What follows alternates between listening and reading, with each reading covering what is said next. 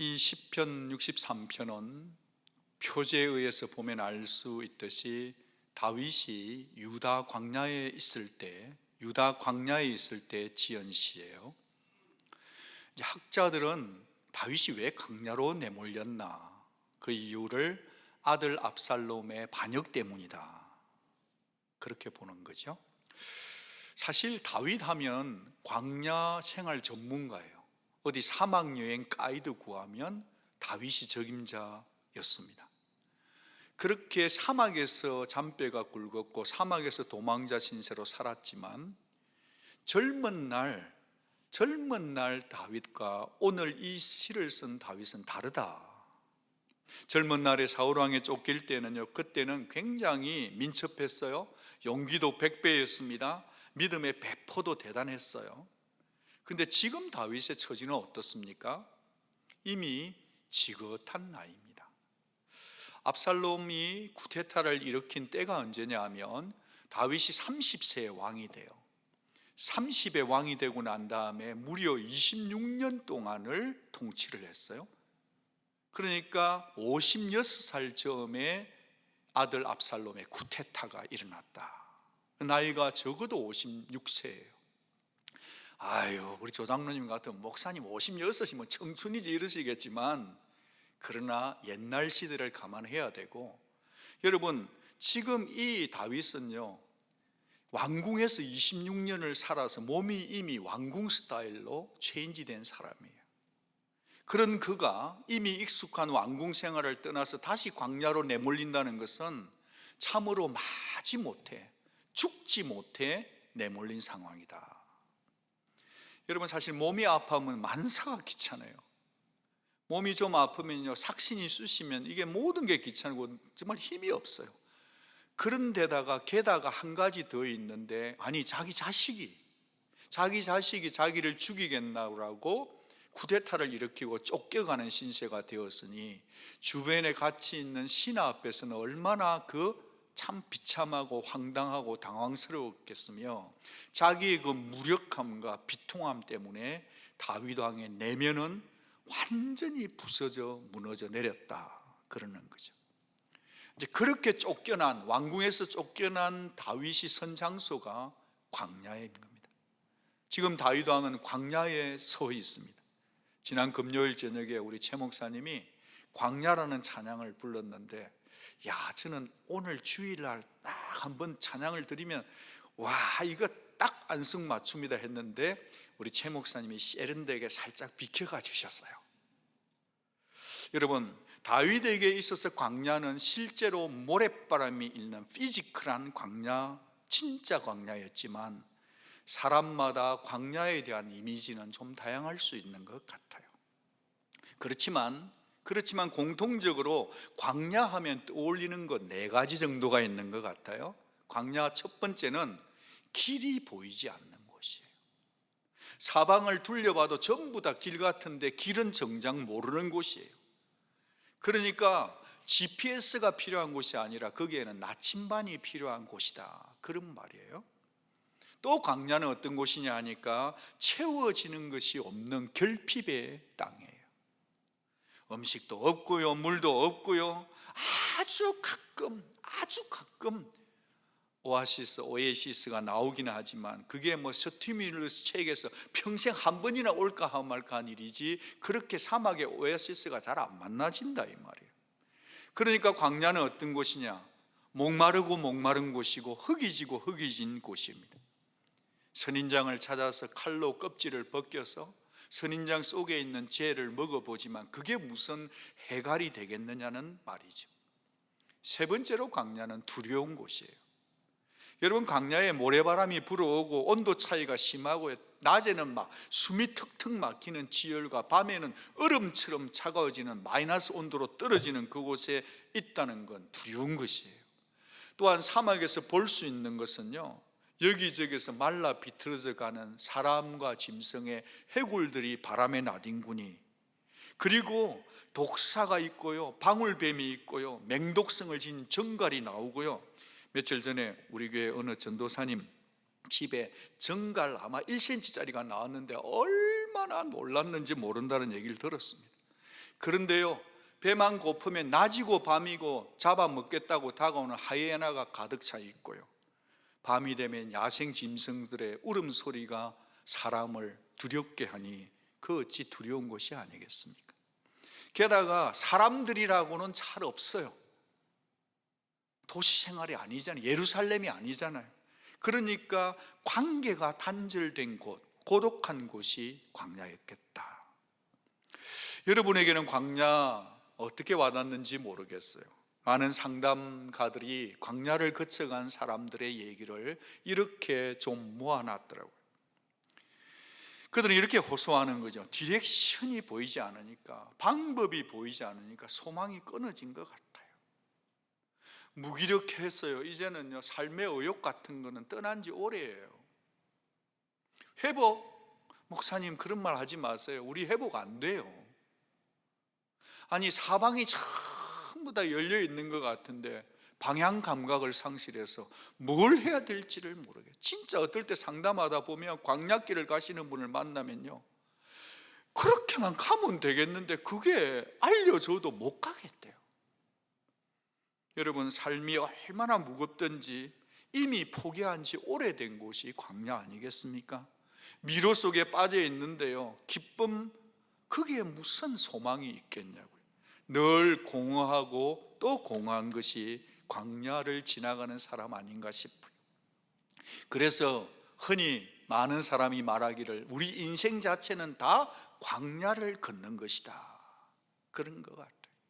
사실 모르긴 해도 우리가 정직하다면 모든 인생은, 살아 호흡하고 있는 인생은 누구나 다 자기의 그 광야를 걷고 있다고 저는 봅니다. 그런데 어차피 광야 생활인 이 나그네 광야길을 걸어가는데 두 가지 타입가 있는 것 같아요.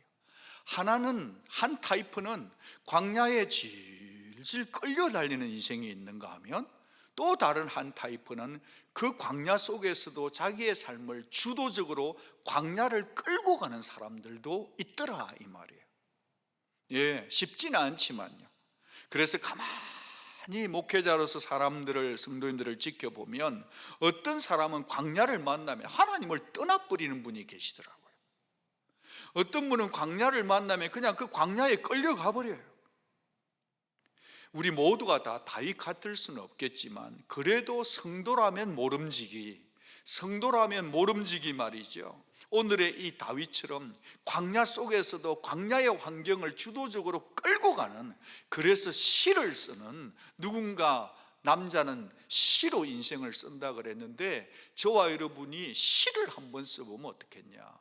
이 노래가 다윗의 노래가 아니라 저와 여러분의 노래가 되면 이 광야길 한번 걸어가 볼 수 있지 않을까, 그 마음에서 오늘 설교는 시작되었습니다. 오늘 다윗이 우리에게 보여주는 고백 한번 보실까요?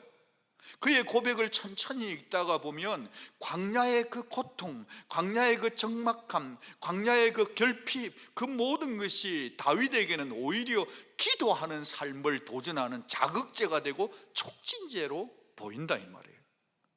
그러므로 여러분도 지금 혹시 광야길을 걷고 있다, 내 인생이 왜 이리 팍팍하냐, 막막하냐, 답답하냐 하는 분이 계시면 오늘 이 말씀이 여러분에게 약이 되고 도전이 되고 나침반이 되기를 바라는 거예요. 지금 다윗은 말이죠, 하나님 아니면 안 될 것처럼, 뭐요? 하나님 아니면 안 될 것처럼 기도하고 있어요. 아니, 하나님이면 다 될 것처럼 살고 있다는 거예요. 하나님 아니면 안 될 것 같고 하나님이면 다 될 것 같은 그의 고백이 뭐냐? 하나님이여, 하나님이여, 하나님이여, 주는 내 하나님입니다. 제가 요즘 어린 손녀하고 이렇게 시간을 좀 보내다 보니까 이 꼬막둥이 녀석이 이제 뭐 2살 조금 넘은 친구가요, 내 엄마야. 평상시에는 좀 저한테도 오는데 딱 결정적인 순간이 되면 내 엄마야 하면서 딱 달라붙어 버리다. 야, 서운하대요. 게다가 또 내 아빠야 라고 한 번씩 뉴욕에 전화 오면 자기 아빠만 내 아빠야 그러는 거예요. 가만히 지켜봐도 지금 온 지 제법 됐는데 아무리 아빠 닮았고 엄마 닮아도 다른 사람 보고 내 엄마야 내 아빠를 안 하더라고요. 여러분, 질문이 하나 있습니다. 여러분이 믿는 하나님은 그냥 중립의 하나님입니까? 아니면 내 하나님이십니까? 여러분이 믿는 하나님은 그냥 남의 하나님이고 내 어머니의 하나님인가요? 아니면 내 하나님이냐고 질문 드려보고 싶은 것입니다. 여러분, 하나님과 내 하나님은요, 차이가 다른 줄 믿습니다. 하나님과 내 하나님은 완전 차이가 하늘과 땅 차이라 이 말이에요. 여러분, 하나님 당신은 내 하나님이셔야 하는 것입니다. 그래서 누군가는 이렇게 말하던데요, 이 내 하나님, 나의 주, 나의 하나님이란 고백이야말로 가장 아름다운 고백, 최고의 신앙 고백이라 했습니다. 100% 동의합니다. 전능자 엘로힘이, 그 엘리가요, 소유격이 나예요. your가 아니고 나예요.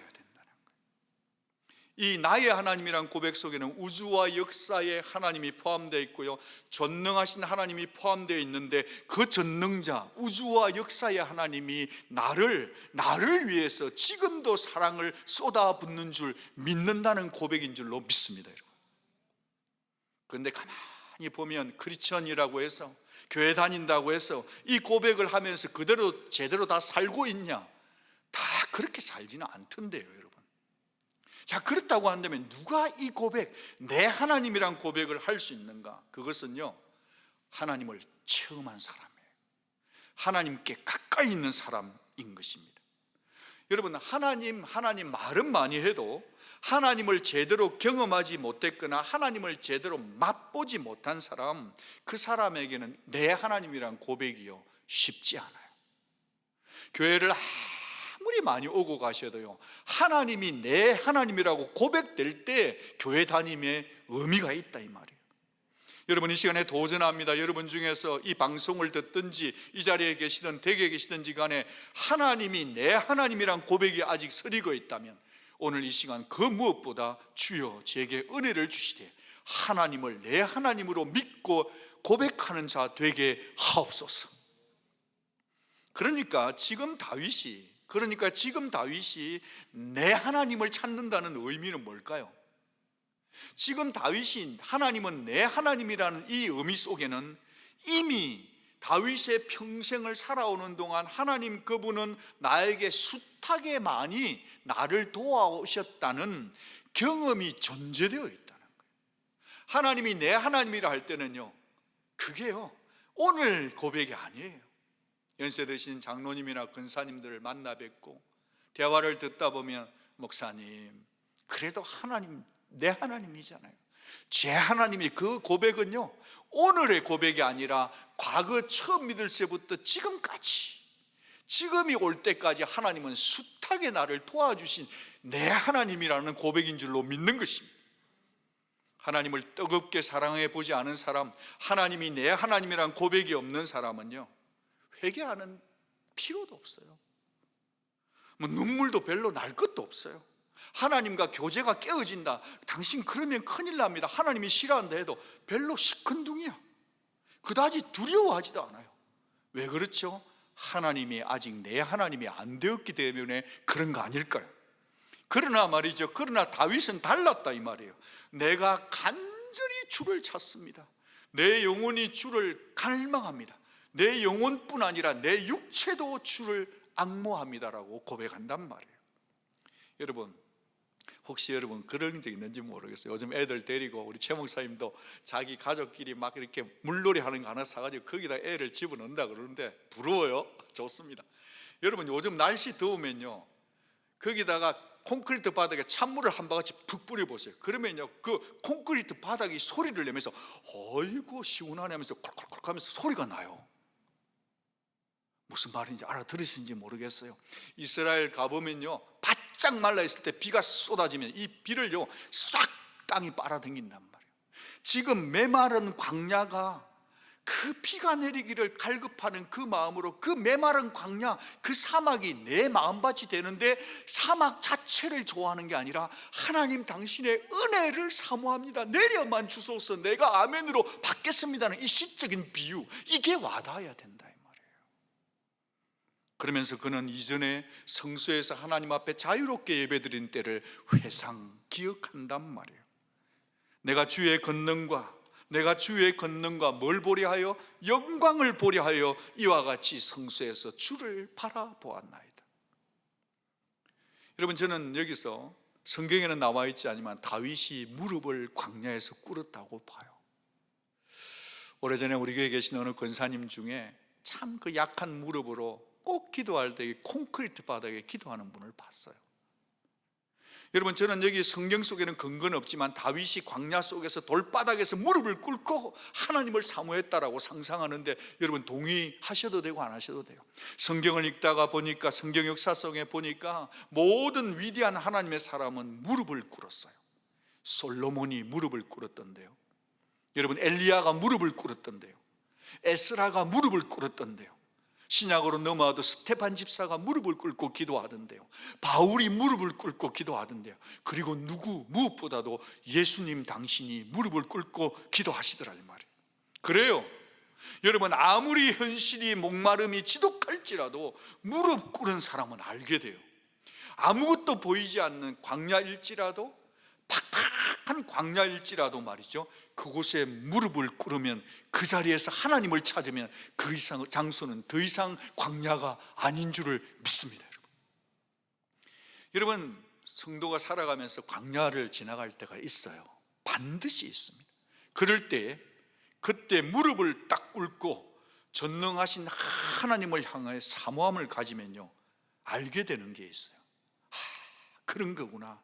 하나님은 여기 지금 바로 이곳에서 계시는구나. 나와 함께 동행해 주시는구나. 그러면 그 장소가 성소가 되는 줄로 믿습니다. 그러면 그 사람 속에는 찬양이 터쳐 나오게 되어 있어요. 그래서 3절 말씀이 나오는 겁니다. 주의 인자가 생명보다 나음으로 내 입술이 주를 만다고요? 찬양한다고. 주의 인자가 생명보다 낫대요. 여기 있는 인자는요, 헤세드예요. 헤세드는요, unfailing love, undying love, steadfast love, 그런 거 아니겠습니까? 이 헤세드는 은혜네요, 자비네요, 변함없는 사랑이네요, 긍휼이네요, 사랑이네요, 완전한 친절 아니겠습니까? 사람이 무슨 말로 이 헤세드란 하나님의 인자를 담아낼 방법이 없어요. 인간의 언어로는 하나님의 아가페적인 사랑과 각양각색 우리를 도와주는 이 사랑을 담아낼 단어가 없어서 그냥 헤세드예요. 시간이 참 빨리 흘러가는 것 같습니다. 제가 이곳 샌앤토니오 온누리교회를 섬겨가면서 한 15년 전에 미국 교회를 빌려 쓰면서 지금까지, 처음 목회를 할 때부터 지금까지 제가 가장 많이 불렀던 찬송은 시편 63편이었던 것 같습니다. 주의 인자가 생명보다 나음으로. 새벽에 기도하러 옵니다. 성도님들이 다 떠나가고 마지막에 교회에서 제공해 주는 한 70분짜리 CD 음악이 끝나고 나면 그때부터 주님과 저의 데이트 시간인 것 같아요. 그러면요, 기도 제목도 많고 할 일도 많고 할 말도 많은데, 주의 인자가 생명보다 나음으로 내 입술이 여호와를 찬양하리. 내 평생에 주를 찬양하며 주의 이름으로 내 손 들리라. 주의 인자가 생명보다 나음으로 내 입술이 여호와를 찬양하리. 내 평생에 주를 찬양하며 주의 이름으로 주의 이름으로 주의 이름으로 내 손 들리라. 그렇게 찬양 부르고 나면 문제가 하나가 해결이 되는 거 있죠.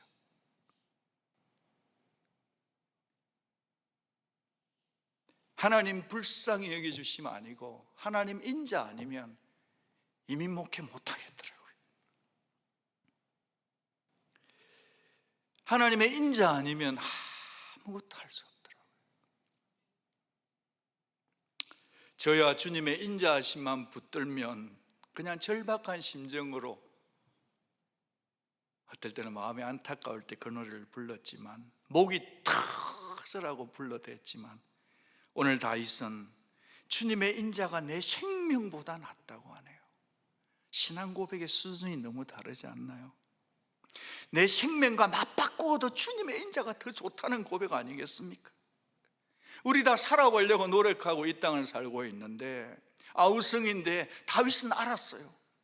하나님의 인자 속에 내 생명이 담겨 있다. 하나님의 인자 아니면 나는 아무것도 아니다. 내가 살아있는 원천이 바로 주의 인자다. 내 목숨 벼룩 같은 목숨이다. 하루살이 같은 목숨이다. 안개 같은 나다. 그러나 하나님의 인자하심은 영원하도다. 이 고백이 저와 여러분 고백되기를 축복합니다. 여러분, 이 영원한 사랑이 있기 때문에 안개 같은 이 세상, 이 어려운 세상을 우리는 뚫고 갈 수 있는 거 아니겠습니까? 부서지고 약해지는 육체가 있을지라도 우리는 영생을 받은 자 아니겠습니까? 십자가의 영원한 사랑 가지고 주의 인자는 십자가 아니겠냐는 거죠. 질문이 있습니다. 저에게 하는 질문입니다. 너는 도대체 하나님의 인자하심을 얼마나 가치 우선순위를 두고 있냐고 묻고 싶은 거죠. 여러분에게도 물어도 될지 모르겠어요. 여러분은 지금 이 시기를 보내면서 무엇이 최고의 가치입니까? 하나님의 인자하심이 여러분의 최고의 가치입니까? 이 찬양 열심히 부른다고 답이 되는 걸까요? 그렇게만 생각지 않아요. 다윗처럼 말이죠. 다윗처럼 내 영원한 가치를, 내 삶의 우선순위를 하나님의 인자하심을 최고의 탑으로 놓을 때 우리는 이 고백 드린다는, 주의 인자가 내 생명보다 낫습니다. 살아도 괜찮고 죽어도 괜찮다는 사람이 제일 용감하고 무서운 사람 아니겠습니까? 그 사실을 알기 때문에 다윗은 내 입술로 주를 찬양한다고 하는 거예요. 영어로 보니까 My lips will glorify you. My lips will glorify you. 내 입술로 하나님 찬양하겠다는 겁니다. 내 입술로 불평 원망하지 않겠다는 것입니다. 내 입술로 하나님 영광 돌리겠다. 나는 살아있는 한 주만 송축하겠다고 결단하는 거라는 거예요. 그래서 4절에 내 평생에 주를 송축하며 주의 이름을 인하여 내 손을 들리라. 오늘 찬양 중에도 우리는 주의 이름을 높였잖아요. 하나님의 이름은 그분의 존재예요. 존재 자체예요. 하나님의 이름은 그분의 성품이에요. 그 하나님의 이름과 성품 앞에 손을 들고 산다는 것은 내가 나 자신을 신뢰하지 않고 주를 의지하고 신뢰하겠다는 표현 아니겠습니까? 그게 두 손을 든다 아니겠습니까? 두 손을 든다고 하니까 이런 읽었던 글과 책이 생각이 납니다. 마크 에트벨이라는 사람이 쓴 책인데요, 한국어로 번역은 광야를 정복한 영적 거인. 우리 한국 분은 주로 이제 정복하는 걸 좋아해요. 근데 실제로는 이게 정복 개념이 아니라 제가 그렇게 번역이 됐어요. 근데 이 책의 내용 컨텐츠는 내가 원치 않지만 내가 여행을 떠났다는 그 길을 걸어갈 때, 하나님과 함께 걸어가는 광야길을 걸어갈 때 13가지의 생존 방법을 알려주는 꽤 괜찮은 책인 것 같아요. 어쨌든 Walking with God on the road, you never wanted trouble. 내가 여행하고 싶어서 선택한 게 아니에요. 유럽 여행이 아니에요. 내가 원치 않는 길로 들어섰다는 말이에요. 그 책에 이런 예화가 하나 나오는데 소개해드리고 싶습니다. 이 마크 목사님이 소개하는 겁니다. 자기 목회에 몇 년 전 우리 교회에 암으로 죽어가던 여성 한 분이 계셨다. 그녀는 자신이 암 진단을 받았을 때 자신이 걸을 수 있는 한 교회에 나올 것이라고 말했고, 그녀는 자신의 말을 지켰다. 그녀의 삶이 거의 다해가던 어느 날, 그녀는 여위고 허약해진 몸으로 천천히 예배당 안으로 걸어 들어왔다. 머리카락은 거의 다 빠졌고 얼굴빛은 매우 창백했다. 남편이 산소 마스크 탱크를 들고 그녀 옆에서 함께 걸어주고 있었다. 그는 그녀를 맨 뒷자리에 조심스럽게 앉혔고 그녀는 예배를 드렸다. 예배 중에 하나님께 손을 들라는 가사의 찬양을 부르는 동안, 하나님께 손을 들라는 가사의 찬양을 부르는 동안 그녀는 야윈 앙상한 두 손을 위로 들어 올렸고 나는 그 모습을 지켜보면서 눈물이 흘러내렸다. 그녀는 힘없이 떨리는 손을 계속 들고 있었고 눈을 감고 약간의 미소를 띤 채 나지막하게 찬상을 따라 불렀다. 그날 그 예배당 안에는 두 개의 설교가, 두 편의 설교가 있었다. 하나는 내가 단상에서 전한 설교였고 다른 하나는 맨 뒷자리에 앉았던 그녀가 한마디 말도 없이 행한 설교였다. 두 설교 중에 그녀의 것이 더 강력했음을 말할 나위가 없다.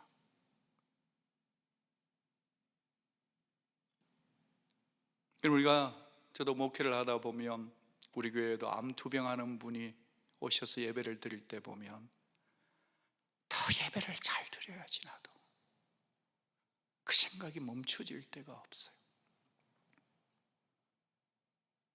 그래요. 누군가의 말처럼 그리스도인은, 성도는요, 숨을 쉬고 있기 때문에 살아있는 것이 아니다. 성도는 숨을 쉬고 있기 때문에 살아있는 것이 아니다. 하나님을 찬양하는 한 살아있는 것이라고 했어요. 그래요. 지금 여러분이 어떤 광야에 있든지 간에 찬양하기를 시도하시기를 부탁합니다. 삶의 의미가 새로워질 것입니다. 이 다윗이 오늘 여기 말씀을 보면 하나님의 인자하심을 경험한 심령의 만족감을 어떻게 표현했냐 하면, 자기 속에 하나님의 인자를 경험한 이 다윗이 광야에서 그 심령의 만족을 어떻게 표현했냐 하면 잔치석에서 최고급 음식을 먹는 절구음에 비유하고 있잖아요. 여러분 시편 63편 5절 말씀 우리 같이 한번 읽어보죠. 5절 시편 63편 시작. 골수와 기름진 것을 먹음같이 나의 영혼이 만족할 것이라. 나의 입이 기쁜 입술로 주를 찬송하되. 아멘. 여러분 샌앤토니 요즘 버페이가 어디가 제일 맛있습니까? 코비드-19 벗어나면 어디로 달려가고 싶습니까? 그거하고는 잽이 안 되고 비교가 안 된다는 얘기예요. 지금 다윗은 광야에 무슨 먹을 것이 있겠어요, 그죠? 그러나 그 광야에 있지만 이 목마르고 두렵고 어려운 이 심령 속에요, 하나님의 인자가 임하니까 자기의 심령이요, 프랑스에 가가지고 막 달팽이 요리를 먹는 것보다, 세상에 그 어떤 맛있는 아르헨티나의 맛있는 고기보다 그 어떤 것보다 자기의 심령의 버페이는 주님이 내게 주신 그 인자하심이 자기의 절대 만족이었다. 우리의 믿음의 수준도 이런 수준 될 수 있기를 축복합니다, 여러분. 비록 자기는 극심한 고난 중에 쫓기는 신세에 있었지만 무릎을 꿇어서 하나님을 송축하는 그 자리, 무릎 꿇어서 하나님 앞에 기도하는 그 자리가 자기 인생의 왕궁에서 먹는 왕의 진상, 왕의 밥상보다 그 광야가 더 좋았다는 거예요. 아멘. 저 이렇게 살고 싶어요. 하나님 말씀 때문에, 하나님의 인자하심이 날마다 밥상을 차려주는, 그러면 환경이 문제가 아니라고 보는 것입니다. 여전히 메마른 광야에 있는데 그의 영혼은 부요로움에 만끽하고 있다는 거예요. 그래서 그는 고백합니다. 내가 어디를 가든지 무엇을 하든지 간에 나는 즐겁게 하나님을 찬양하겠다는 거죠. 6절 7절 내가 나의 침상에서 주를 기억하며 새벽에 주의 말씀을 작은 소리로 엎조리로니 메디테이트 하리니 주는 나의 도움이 되셨습니다. 같이 읽어요. 내가 주의 날개 그늘에서 즐겁게 부르리이다. 광야에서 무슨 즐겁게 부를 일이 있겠어요, 여러분? 다윗 그는 이리 뒤척 저리 뒤척 무슨 바시락 소리만 나면 자기를 잡으러 오는 건가 싶어서 불면의 밤을 보내지 않았을까요? 그에게 밀려오는 상념은 그 광야 속에서 얼마나 생각이 많았을까요? 자신을 광야에 내모신 하나님이 섭섭할 수도 있겠죠.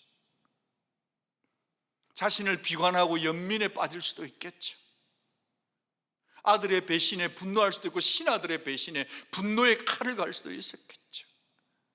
상처가 새록새록 내 가슴을 더 후벼 파는 아픔에 치를 뜰 수도 있지 않았겠어요? 그러나 다윗은 무엇을 했는지 기억해야 합니다. 그는 잠 못 드는 밤, 고통의 밤, 돌박, 그 얼음처럼 차가운 돌 위에 자면서도 그 딱딱한 침상에서도요, 하나님을 원망하지 않았어요. 자신을 묵상하지도 않았어요. 자신을 괴롭힌 사람을 묵상하지 않았고 오직 한 가지만 기억했어요. 하나님이 자신에게 베푸신 행한 일만 기억했다. 여기 기억하다는 단어가요, 여러분 성경에 기록해 놓으면 더 좋겠죠. 6절 끝에 내가 나의 침상의 주를 기억한다는 이 히브리어 단어가 자카르예요. 자카르. 이 자카르는요, 단지 한 번 그냥 그때 그런 일이 있었나, 이게 아니에요. 하나님의 베푸신 은혜의 크기와 그 넓이와 깊이를 한량없음을 가슴 깊이 돌에 새기듯이 새겼다, 이 말이 자카르예요. 내가 지금 어렵지만 하나님이 그때도 나를 도우셨으니 이번에도 도우실 것이야. 하나님이 나를 이번에도 도우실 것이야. 하나님이 저와 여러분을 이번에도 도와주실 줄 믿으시기를 바랍니다. 제가 이번에 주일 적용 찬송을 무엇이 변치 않아 라는 십자가 그 곡을 아주 쉽게 정했습니다. 선택을 했어요. 듣는데 딱 은혜가 되더라고요. 이 찬양 같으면은 내 삶을, 오늘 설교 제목, 내 삶을 바꿀 주 향한 고백이 될 수 있겠다. 그래가지고 제가 최 목사님께, 목사님 이번 주일 적용 찬송 이겁니다. 2개 붙입니다. 내 삶을 바꿀 주를 향한 고백을 했는데 최 목사님이 조용히 얘기해요. 목사님, 쉬운 곡이 아닙니다. 그 말은 뭐냐 하면, 목사님 저는 가능한데 목사님은 조금 어렵습니다, 이 말 아니겠어요? 참 우리 최 목사님이 찬양 이렇게 고하고 지금 이 어려운 시기에 참 잘해 주세요. 너무 고마워요. 진짜 마음 깊은 곳에 최 목사님 고마운 마음이 있어요. 그러고 나니까 불러보니까 이게 어려운 거예요. 최 목사님 말이 진리였어요. 아멘이었습니다. 입에 안 붙는 거예요. 와, 이거 큰일인 거예요. 제가요 곡을 선곡을 해놓고 이만큼 헷갈린 건 처음입니다. 포기할까 이러다가 제가 딱 들었었는데 완전 길을 잘못해서 광약길로 들었은 거예요. 선곡의 광약길로 들었은 거예요. 방법이 없잖아요.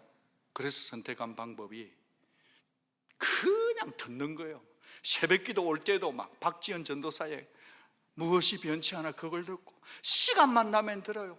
어딜 가도 들어요. 하여튼 집에서도 들으니까 제발 여보야 이제 그만 듣자. 그래서 어떻게 저는 입술 근육이 말할 때까지, 입술에 근육이 메모리해서 부를 때까지 번역. 그러다가 또 욕심을 내가지고 이걸 또 김명중 성도님에게, 집사님 죄송합니다, 이거 번역 좀 부탁합니다. 여러분 사실 찬양을 번역할 때는 이렇게 하루 이틀 남겨놓고 부탁하는, 그건 진짜 좀 상식이 없는 사람이에요. 그래서 제가 상식이 없는 인간이 된 거죠. 그런데 하고 싶은 거예요. 어쨌든 성도님들이 은혜를 받아야 되니까 그걸 부탁을 해놓고요 참 하는데, 이게 한 번 들을 때 다르고 5번 들을 때, 10번 들을 때 다르고 20번 들을 때 다른데요, 어떻게 되니까 가사 한 줄 한 줄이 제게 이슬처럼 다가오는 거예요. 무엇이 변치 않아 내 소망이 되며, 무엇이 한결같아 내 삶을 품으리. 누가 내 영을 만족해 해서 내 영이 쉴 수 있으며, 누구를 기다려서 내 영이 기쁘리. 십자가. 그리고 하는데 그 가사가, 죄송해요 목사가 이런 말 써서, 너무 좋아요. 십자가 그늘 아래 내 소망이 있습니다. 십자가 그 그늘에 내 생명이 있다는 거죠.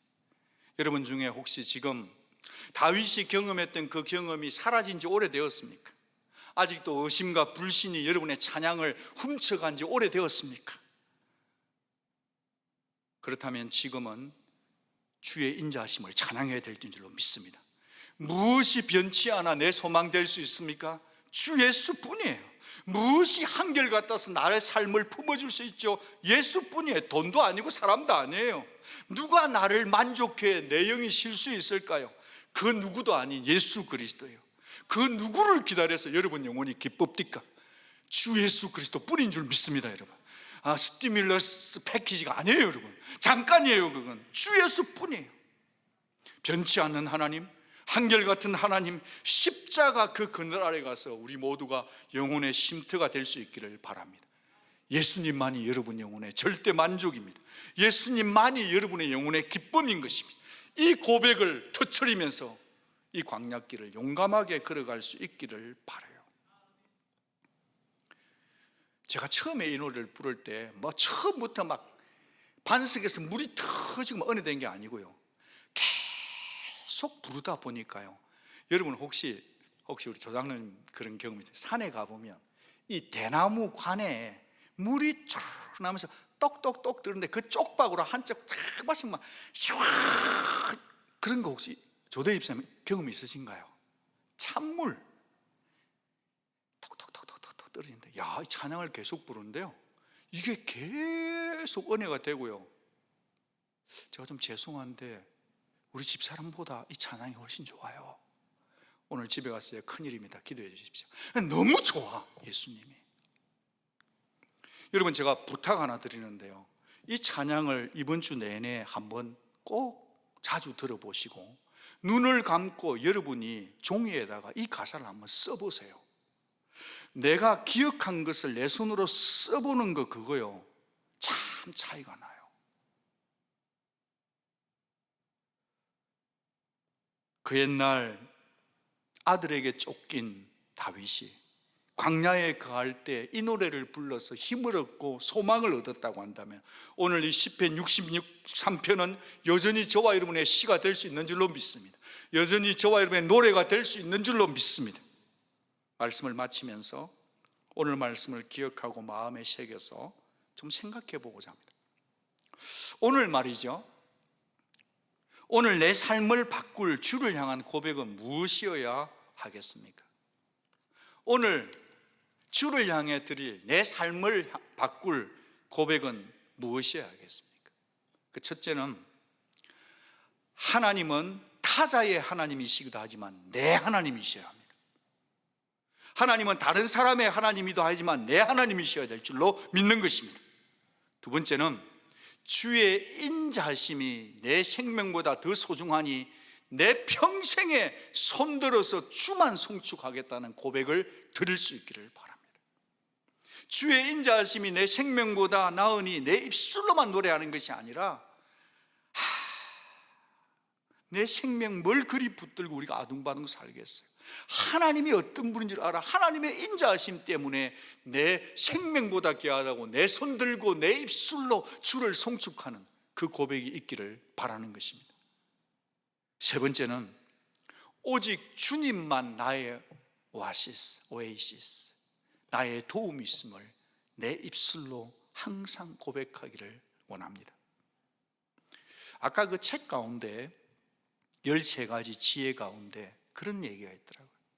여러분에게 주어진, 하나님이 주신 작은 오아시스를 충분히 즐기고 물을 많이 들이키고 그 다음 가는 길을 준비해라 그러더라고요. 여러분, 저는 코비드-19에 하나님이 여러분을 향해서 더 많은 오아시스를, 자주 샘물들을 준비해 두고 계시다는 것을 믿습니다. 눈을 열어서 보십시오. 충분히 듬뿍 들이마키시기를 주의 이름으로 축복합니다. 마지막으로 시편 63편 7절 말씀을 읽고 기도하겠습니다. 우리 같이 시편 63편 7절 같이 한번 힘차게 읽으십니다. 시작. 주는 나의 도움이 되셨습니다. 내가 주의 날개 그늘에서 즐겁게 부르리이다. 아멘. 주님은 나의 도움이라고 외치십시다. 주님의 십자가 그 사랑 안에 머뭅시다. 주님의 은혜의 날개 아래 머물고 있으면 우리 영혼은 비록 광야에 있어도 즐겁게 이 찬양 부를 수 있기에, 내 삶을 바꿀 주를 향한 이 고백, 하나님께 지금 드리는 우리 모두가 될 수 있기를 바랍니다.